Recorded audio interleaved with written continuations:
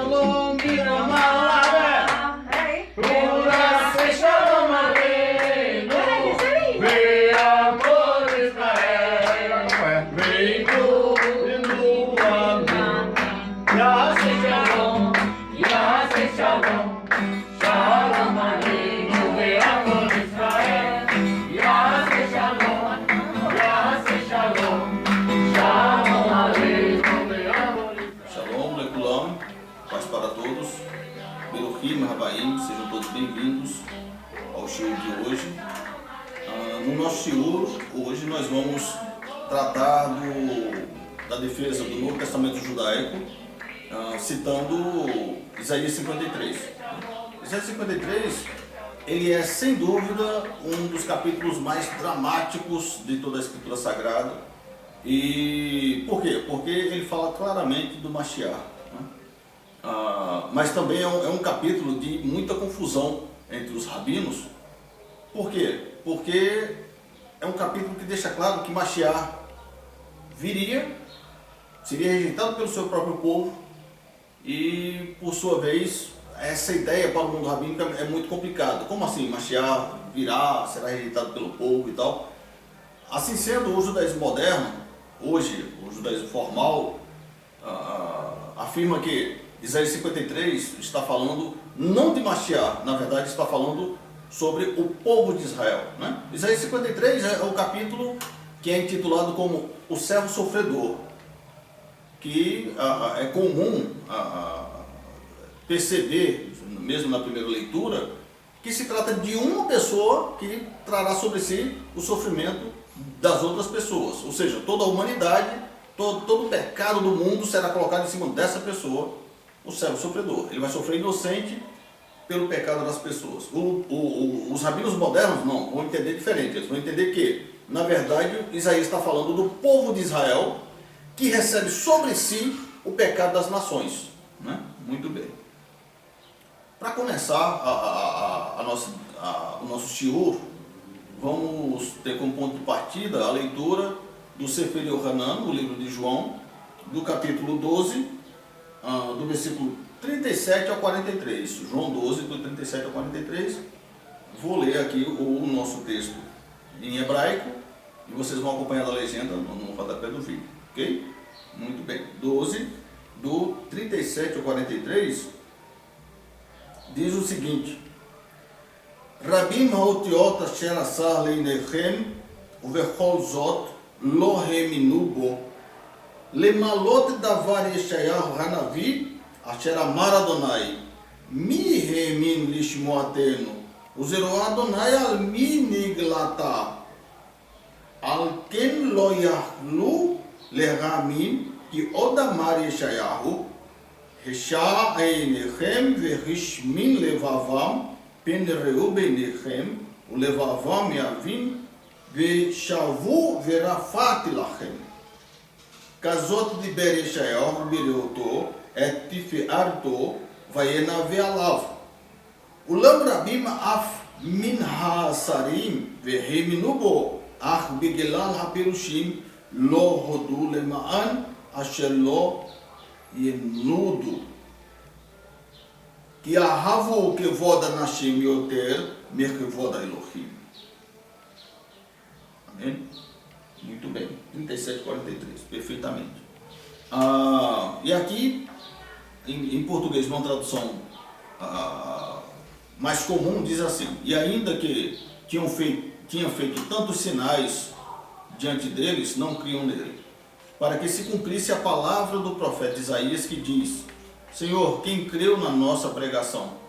E a quem foi manifestado o braço do Senhor? Por isso não podiam crer pelo que Isaías disse outra vez: cegou-lhes os olhos e endureceu-lhes o coração, a fim de que não vejam com os olhos e compreendam no coração e se convertam e eu os cure. Isaías disse isto quando viu a sua glória e falou dele.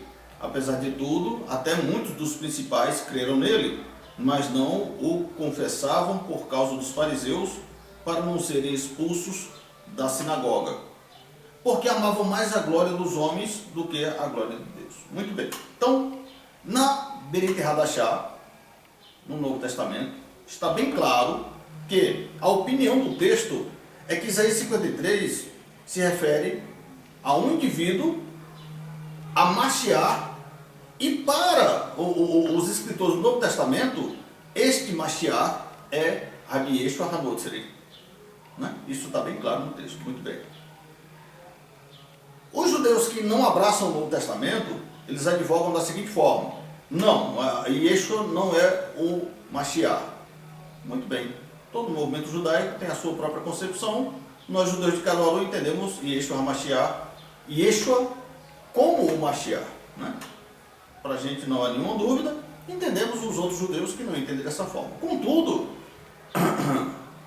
qual é aí a falta de fato? Né? Não é uma falta entender que Yeshua não é o Mashiach, pelo simples fato de que em toda a história judaica muitos messias surgiram, centenas deles, desde o século I até agora. Por exemplo, o Rabi Menahem Mendel Schneerson, o Rebbe de Lubavitch, é o Mashiach mais recente que se tem na história judaica. Né?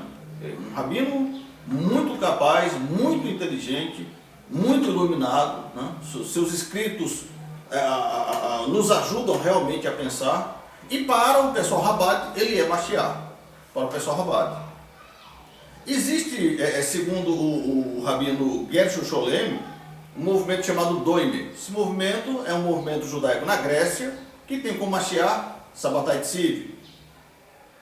Os judeus de Safed, são judeus cabalistas, eles meio que dividem a opinião. Uma ala entende Bar Yochai como Mashiach, outra ala entende o Santuari, o Arizal, como Mashiach. Então, como se pode ver claramente, no mundo judaico, o conceito Mashiach é um, mas em quem esse conceito encarna, aí diverge. Existe uma discussão que está aberta, não está fechada. Portanto, se é, por um lado, genuíno dizer que Yeshua HaMashiach não é o Mashiach de fato, não é? Muito bem. Também é fato dizer que essa é a opinião de um outro movimento que tem um outro Mashiach que o lado de cá não reconhece como verdadeiro. Isso é recíproco, né? Para cada movimento, o seu Messias é o verdadeiro e será falso para o outro movimento e nada mais judaico. Muito bem.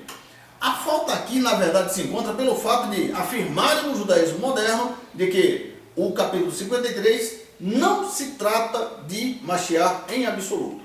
Essa é a falta. Isso é um problema, não é? Quem é esse Mashiach? Não é o caso. O caso é, o capítulo fala de quê? Do povo de Israel ou fala sobre Mashiach? Ok? Essa é a questão. Muito bem. A gente percebe sem muita dificuldade que essa opinião de que o capítulo de Isaías 53 trata sobre a alcunha de servo sofredor ao povo de Israel, ela é relativamente moderna. Perceba, por exemplo, que nas fontes clássicas do judaísmo, a opinião, quando interpretada Isaías 53, todos eles unanimemente entendem Isaías 53 como sendo Mashiach. Ok? Vamos conferir algumas dessas fontes aqui. Ó. Eu fiz aqui algumas anotações. Vamos dar uma olhada. Muito bem, deixa eu achar ela aqui. Ok, vamos lá. Targum Yonatan, uma tradução originária de Jerusalém, da Idade Média, atribui uma característica messiânica a Isaías 53. O Talmud nunca atribuiu Isaías 53 ao povo de Israel como uma nação. No Tratado Sanedrim 98, A e B, e o Tratado Sotá 14, A e B, atribui Isaías 53 ao Mashiach. Midrash Rabbah 5.1, Midrash Tanhumá e o Midrash Konen atribuem Isaías 53 ao Mashiach. E Yalkut Shimoni 4 atribui Isaías 53 ao Mashiach. Também o Marzor, nas preces de Yom Kippur, atribui Isaías 53 ao Mashiach. O Zohar, o coração da mística judaica, também atribui Isaías 53 ao Mashiach. Muito bem. Então, mediante essas fontes apresentadas aqui, são fontes clássicas, são fontes que fecham o conceito do judaísmo de ontem e de hoje, né? A tradição nos afirma que quanto mais antigo o rabino, mais investido de autoridade ele é, pelo simples fato de que quanto mais antigo na história, mais próximo do ato da criação, portanto mais imbuído de Shekinah, de autoridade divina, de presença divina. Portanto, a palavra do antecessor não pode ser anulada pelo que vem depois, né? Muito bem. Hoje em dia, então, por que todas as partes que falam de Mashiach, Isaías 53 é a única que ela tem o seu contexto usurpado, né? Porque Isaías 53 há um esforço para relê-la, para revê-la como sendo o povo de Israel, pelo simples fato de que, quando pensamos em Mashiach, o herói nacional do povo judeu, o rei dos reis, o descendente da casa de Davi, aquele que há de unificar as 12 tribos de Israel na Terra Santa, quando pensamos nele, é muito desconfortável imaginá-lo sendo rejeitado pelo próprio povo ao qual ele veio para governar. É muito desconfortável, né? Imagine você, o próprio Mashiach, aquele ao qual nos referimos a ele na Midá, aquele ao qual nos referimos a ele várias vezes em Yom Kippur, aquele ao qual nos referimos a ele todo o Kabbalat Shabbat, né? Quando ele se apresentar, a gente imaginá-lo sendo rejeitado por nós. É muito desconfortável, é muito complicado isso aí. É muito mais fácil fazer o quê? Fazer o que é a coisa mais humana a ser feita, colocar a culpa no outro.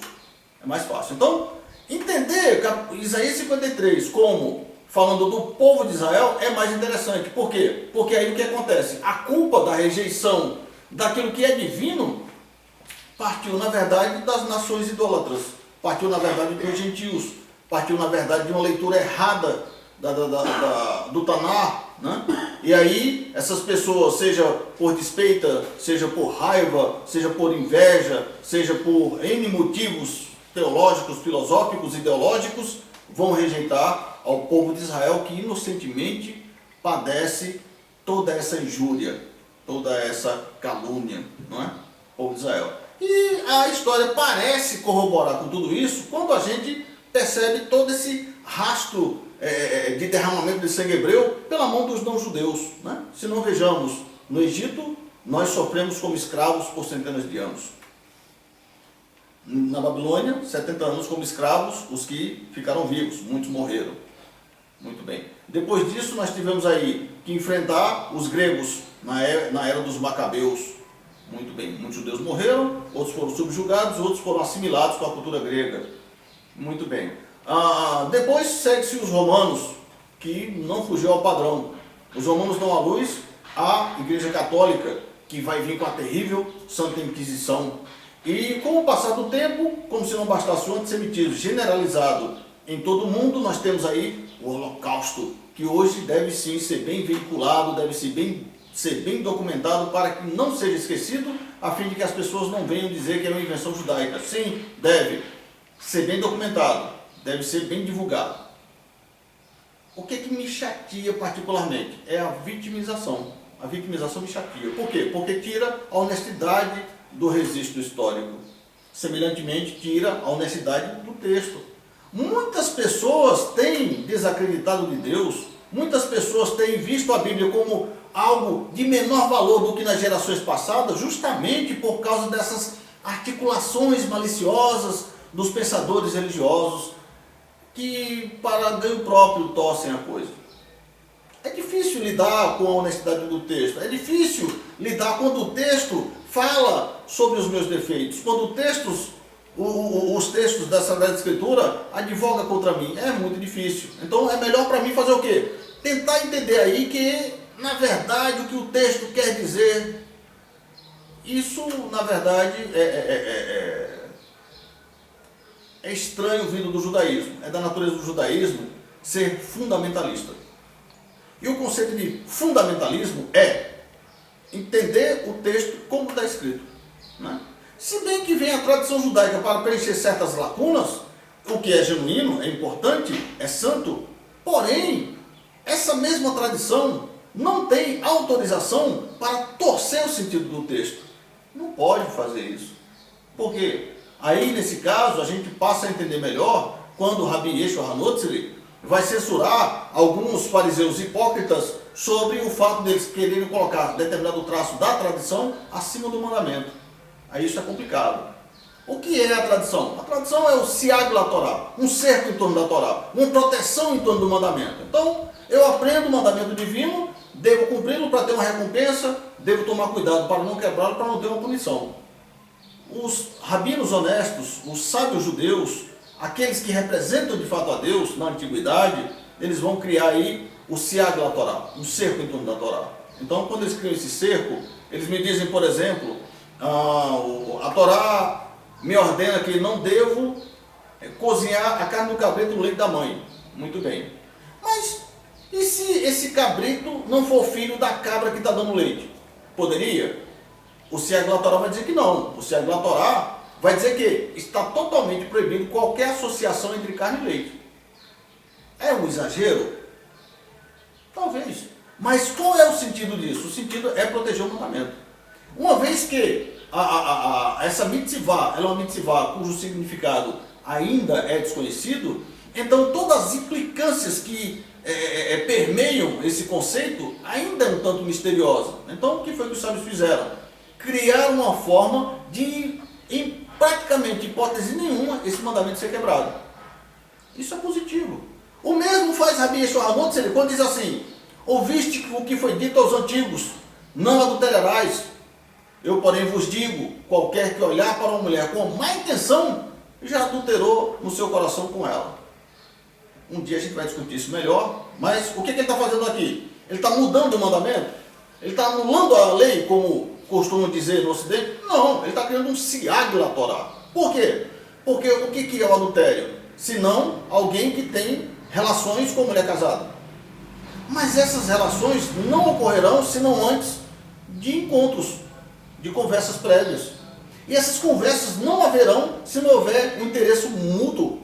E esse interesse mútuo não virá se primeiro um camarada não se manifestar um interesse. Quer dizer, ele tem que se interessar primeiro, ele tem que cobiçá-la primeiro. Aí daí desencadeia todo o processo.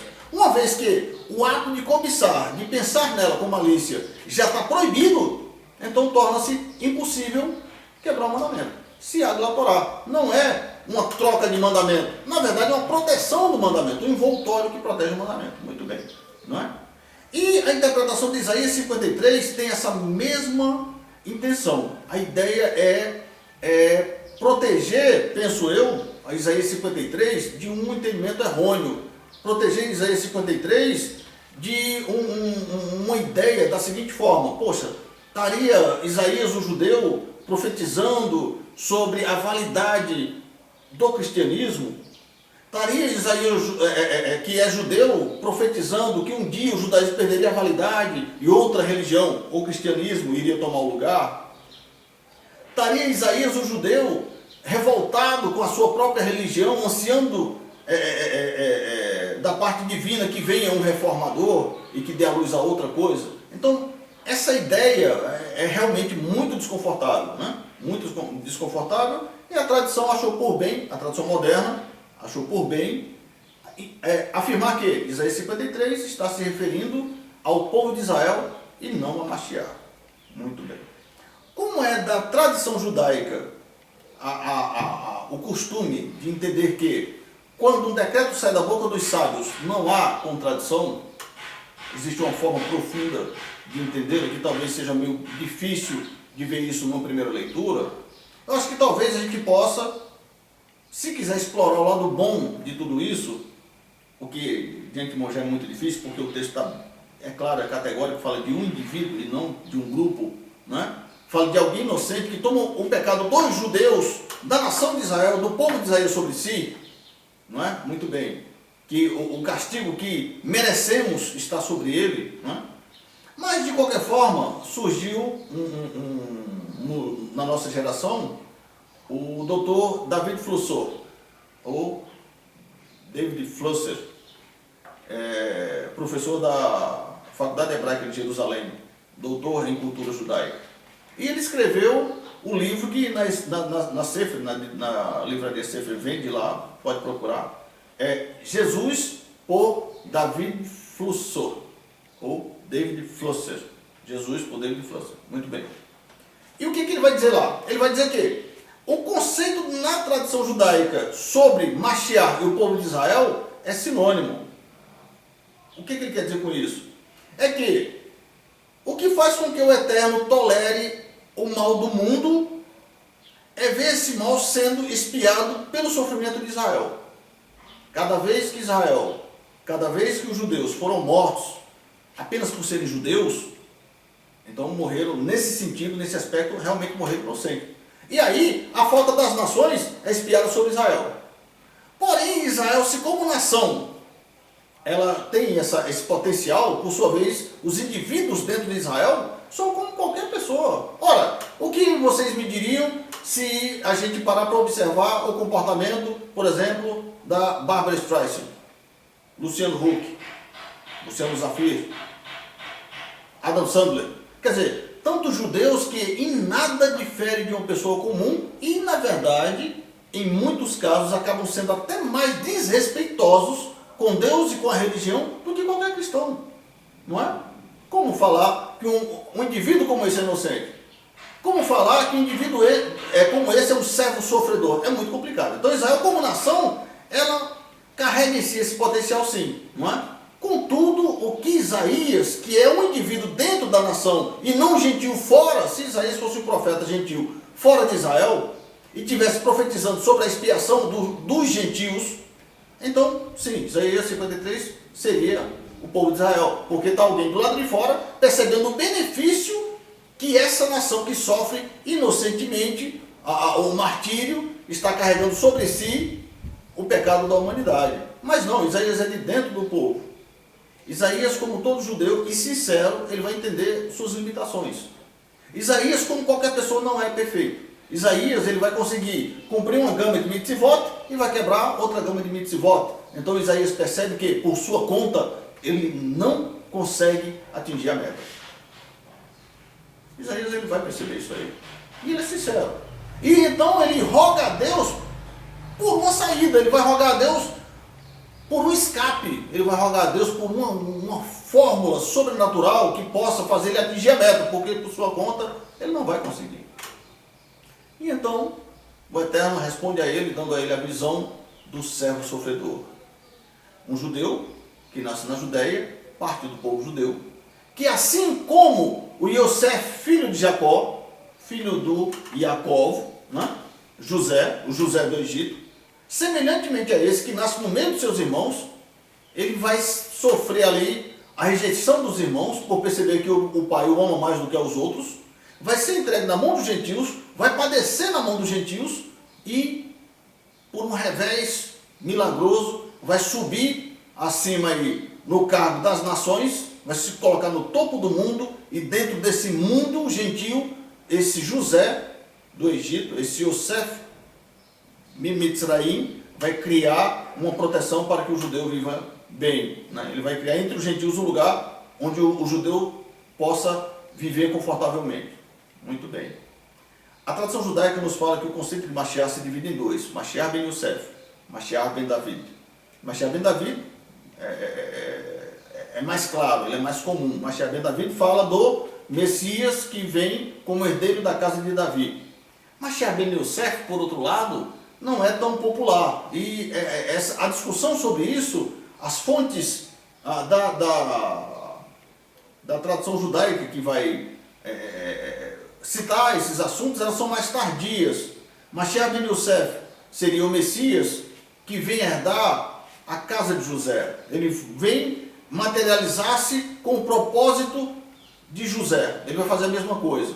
Ele vai sofrer as mesmas injúrias. E por fim, vai ser benéfico para o judeu da mesma forma. Mashiach ben Yosef, ele será mais amado pelo pai do que os seus irmãos. Será odiado por seus irmãos por esse mesmo motivo. Será entregue na mão dos gentios. Padecerá injustamente e no meio dos gentios agora, como uma autoridade, ele faz com que os judeus sejam respeitados. Ele vai proteger os judeus de serem massacrados. Aí alguém vai falar para mim, peraí, mas você está querendo dizer que Jesus, Yeshua, é Mashiach ben Yosef? Sim, estou afirmando que Yeshua, Jesus, é Mashiach ben Yosef. Mashiach ben Yosef, muito bem. E o que você pode falar aí sobre a Inquisição, onde Em nome de Jesus se mataram os judeus. Ora, se vocês lerem um pouco mais de honestidade, sem parcialidade, em fontes idôneas, vocês perceberão que a Santa Inquisição matou todo aquele que foi encontrado como não sendo católico em país católico, não é? E olhando o fenômeno de perto, sem vitimização, o que é que você vai encontrar? Você vai encontrar católicos que foram mortos pela Santa Inquisição como sendo judeus, porque judeus disfarçados de católicos entregaram os católicos. Você vai ter aí judeus que entregam católicos para tomar os bens dos católicos, católicos que entregam judeus para tomar o bem dos judeus, ou seja, um consumindo o outro por dinheiro. Uma força quase que irresistível. Dinheiro, poder, corrupção, não é? A opulência, tudo isso gera imoralidade, tudo isso gera quebra de leis, não é? Muito bem, então isso ocorreu na Inquisição, isso ocorreu anteriormente, isso ocorreu no Holocausto. Ou você acha que no Holocausto realmente só morreram judeus? Ou você acha que no Holocausto realmente só foram alemães nazistas entregando judeus à morte? Não, houveram muitos judeus nazistas entregando alemães que não eram nazistas à morte. Tiveram muitos católicos que morreram, tiveram muitos católicos que mataram. Tiveram muitos evangélicos que morreram, tiveram muitos evangélicos que mataram. Tiveram muitos judeus que morreram, tiveram muitos judeus que mataram. Ora, quando você olha para a história de forma honesta, de forma sincera, de forma aberta, sem parcialidade, sem vitimização, você vai perceber que a história contada não é tão bonita quanto a gente gostaria. Ela não é tão clara e fluida como a gente gostaria. Não, não. Então, nesse sentido, no coração das pessoas honestas, seja essas cristãs, seja essas judias, o que o Mashiach faz? Conquista o coração cristão para que respeite e reverencie a sabedoria judaica. E aí, dentro dessa sociedade honesta, de indivíduos cristãos, judeus, muçulmanos honestos, seja lá quem for, honestos, tementes a Deus, o judeu tem um lugar seguro. O judeu tem um lugar de prestígio. Por quê?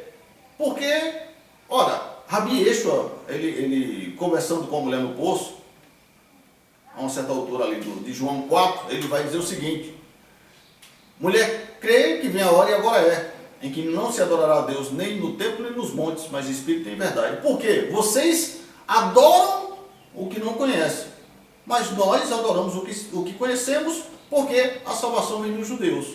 A salvação vem dos judeus. Deus se manifestou na lei escrita para os judeus no Monte Sinai. Moshe, o filho de Israel, o judeu, ele vai reger os filhos de Israel e vai profetizar que no futuro levantar-se alguém semelhante a ele.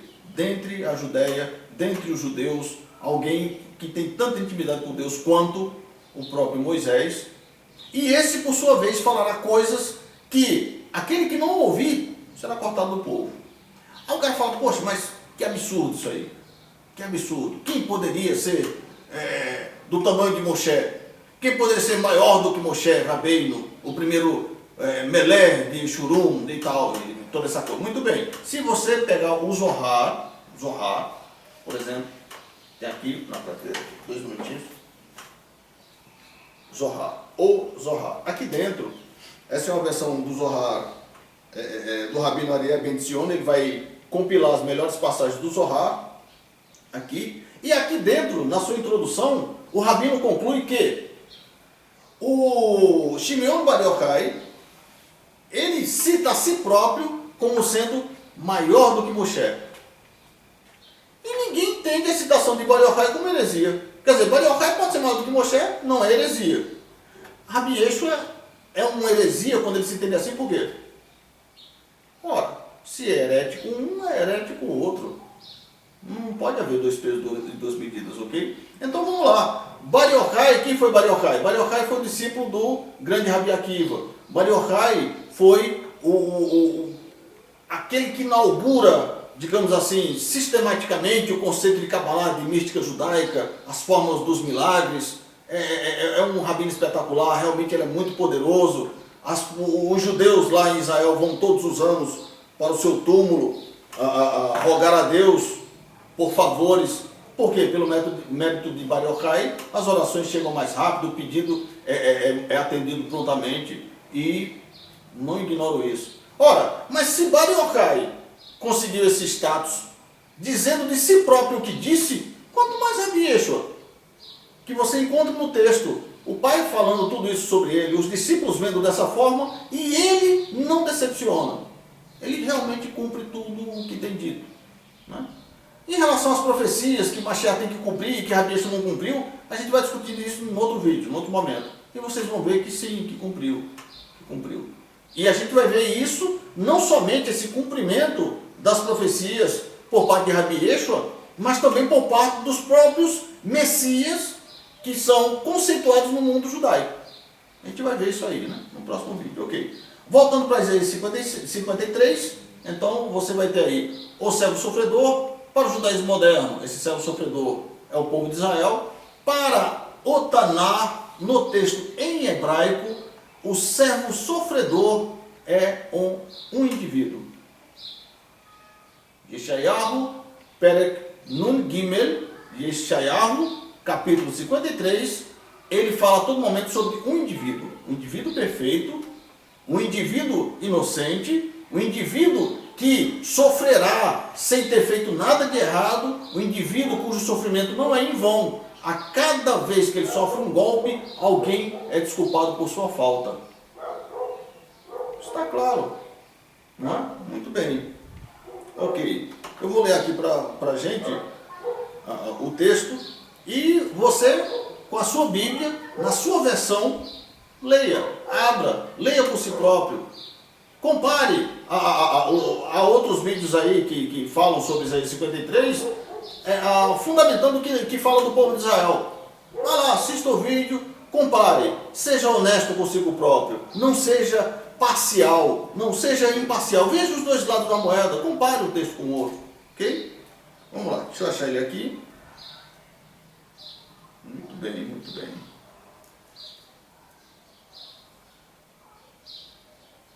Isaías 53. Estou quase lá, 54, 53.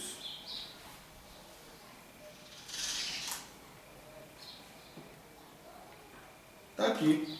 Diz assim o texto.